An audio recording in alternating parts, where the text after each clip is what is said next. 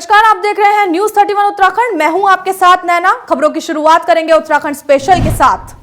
देहरादून में साप्ताहिक बंदी को लेकर पुलिस प्रशासन की ओर से स्पा सेंटरों में बीते कई दिनों से सख्ताई की जा रही है, लेकिन इसके बाद भी लगातार स्पा सेंटरों में मनमानी की जा रही है, जिसके चलते पुलिसकर्मी सख्ताई के साथ स्पा सेंटरों की चेकिंग कर उनकी रिपोर्ट वरिष्ठ पुलिस अधीक्षक को सौंप रहे हैं। इस दौरान जिलाधिकारी ने कोरोना के चलते साप्ताहिक बंदी का सख्ती से पालन करने के निर्देश दिए हैं।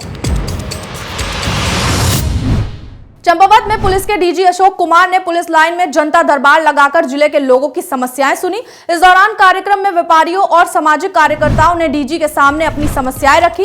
वहीं डीजी ने समस्याओं से जल्द ही निस्तारण की बात कही। इस दौरान डीआईजी ने कहा कि चंपावत शहर उनसे अछूता नहीं है। इस मौके पर उन्होंने बढ़ते यातायात और नशे के सेवन को देखते हुए जल्द ही प्रदेश में एक संगठन तैयार किए जाने की बात कही। वहीं उन्होंने साइबर क्राइम को रोकना और नशे के जाल को जड़ से उखाड़ना अपनी पहली प्राथमिकता बताई है। जी सर। नहीं, साप्ताहिक विश्राम उससे ऊपर तो अभी संभव नहीं हो पाएगा मेरे लिए। कारण ये है कि किसी भी थाने या चौकी में इतने सब इंस्पेक्टर ही नहीं हैं कि मैं मान लिया उसको दे दूं तो फिर वहाँ काम ही नहीं चल पाएगा। ठीक है, एक तो ये इशू है, किंतु हम दूसरी कुछ सुविधाएं देने का भी इनको सोच रहे हैं। एक तो पुलिस कर्मियों के जो थाने में बैरकें होती थी, पुलिस लाइन की बैरकें होती थी, जब वो ट्रांसफ़र होता था तो वो अपना बैगेज लेके जाते थे, सामान चारपाई भी लेके जाते थे। तो हमने वो चेंज करके परमानेंटली सभी बैरकों में हम चारपाई और बेडिंग वगैरह सब लगा देंगे। इसी तरह से जो हमारे पीएसी के जवान होते थे वो जब भी जाते हैं ड्यूटी पे, वो हमेशा अपना बस की बजाय ट्रकों में जाते हैं। और वो इसलिए जाते हैं कि उनको साथ में अपने चारपाई वगैरह भी ले जानी पड़ती है, चारपाई और बिस्तर, और वो बस में आना संभव नहीं है। तो इस साल से हमने निर्णय लिया है कि इसी 2021 में ही पूरी तरह से हम ये व्यवस्था कर देंगे कि हर ज़िले में उनके चारपाई यहाँ पहले से हम रखवा देंगे, क्योंकि पीएसी तो अचानक ड्यूटी में आती है, तो फिर उनको मूवमेंट के टाइम वो चारपाई और वो नहीं ढोने पड़ेंगे। पिथौरागढ़ पहुंचे डीजीपी अशोक कुमार ने पुलिस लाइन में पुलिस कर्मियों के सम्मेलन में शिरकत की। इस दौरान सम्मेलन में उन्होंने पुलिस कर्मियों की समस्याएं सुनी और उनसे जल्द ही समाधान की बात कही। वहीं डीजीपी ने पुलिस कर्मियों को कानून व्यवस्था बनाए रखने के बारे में जरूरी दिशा निर्देश भी दिए। इस दौरान डीजीपी ने कहा कि प्रदेश ने पुलिस की छवि को बदलने के प्रयास किए जा रहे हैं। साथ ही उन्होंने कहा कि कानून व्यवस्था बनाए रखने पर पुलिस कर्मियों को सम्मानित भी किया जाएगा। वहीं उन्होंने गलत काम करने वाले पर सख्त कार्रवाई करने की बात कही है। की छवि सिंपली मैंने शुरू से कहा है कि वो हमारी पुलिसिंग पीड़ित ओरिएंटेड होनी चाहिए, पीड़ित केंद्रित होनी चाहिए, जिसमें सारा फोकस पीड़ित को न्याय दिलाने पे हो।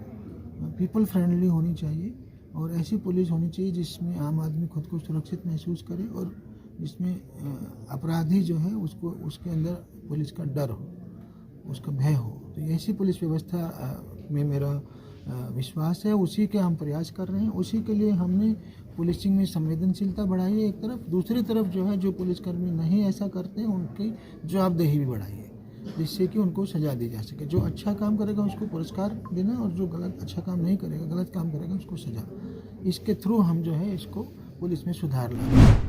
रामनगर में Jim Corbett taxi operator society की ओर से बढ़ती महंगाई को देखते हुए टैक्सी किराए में बढ़ोतरी के रेट लिस्ट जारी कर दिए गए हैं।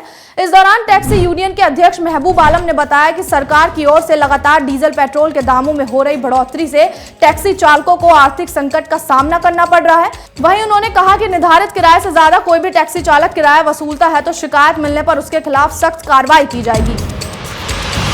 सर, जैसा कि आप सभी को भी पता है कि आज के टाइम में तेलों के दाम सरकार द्वारा इतने बढ़ाए जा रहे हैं कि वो रुकने का नाम ही नहीं ले रहे हैं और हमें किराया वही मिल रहा है और जिस किराए के कारण हम अपनी किस्तों को नहीं भर पा रहे हैं, टैक्स को नहीं भर पा रहे हैं। इसको चलते हुए हमने अपने किराए में थोड़ी सी वृद्धि की है, ज़्यादा नहीं है। यहाँ पर आप पर्यटन दूर दूर से आते हैं तो उनको भी ये रेट वाजिब लगेंगे। ये ओपनिंग हमारे द्वारा होटल एसोसिएशन के अध्यक्ष श्री मान सिंह साहब के द्वारा करवाई गई है और इसमें जो रेट लिस्ट जो हमारी है ये सिर्फ बिल्कुल जायज़ रेट है, जिसमें अगर यदि कोई व्यक्ति आज इससे ज़्यादा रेट में चलता है, किसी पर्यटक को अगर गलत लगता है तो वो हमसे शिकायत कर सकता है, जिसके ऊपर हमारे द्वारा यूनियन के द्वारा कार्रवाई की जाएगी। पिथौरागढ़ में पुलिस महानिदेशक अशोक कुमार ने पुलिस लाइन में जनसंवाद कार्यक्रम में हिस्सा लिया। वहीं उन्होंने कार्यक्रम में जनता से रूबरू होकर उनकी समस्याएं सुनी। इस दौरान अशोक कुमार ने साइबर सुरक्षा, महिला सुरक्षा उनकी पहली प्राथमिकता बताई। वहीं उन्होंने कहा कि आने वाले दिनों में इस अभियान को और गति दी जाएगी। साथ ही उन्होंने जल्द ही समस्याओं के समाधान की बात कही है। कि मैंने जब से डीजीपी के पद के रूप में कार्यभार ग्रहण किया है तो मैंने ये एजेंडा बनाया था कि मैं समस्त 13 जनपदों में जाऊंगा, वहाँ के लोगों से संवाद करूंगा और जो ग्राउंड पे लोगों की समस्याएं हैं जनपदवार उनको समझेंगे और तदनुरूप उसमें पुलिसिंग व्यवस्था में जो अगर चेंजेज आवश्यक होंगे जो उसको लाएंगे। उसी कड़ी में मैं यहाँ आया था और यहाँ लोगों से रूबरू हुए, पिथौरागढ़ की जनता से जो इशूज़ थे वो भी सामने आए।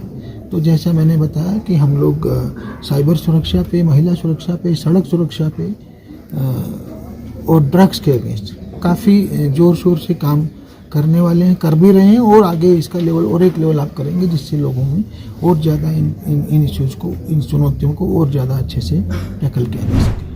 फिलहाल उत्तराखंड स्पेशल में सिर्फ इतना ही। तब तक के लिए बने रहिए न्यूज़ 31 उत्तराखंड के साथ। नमस्कार।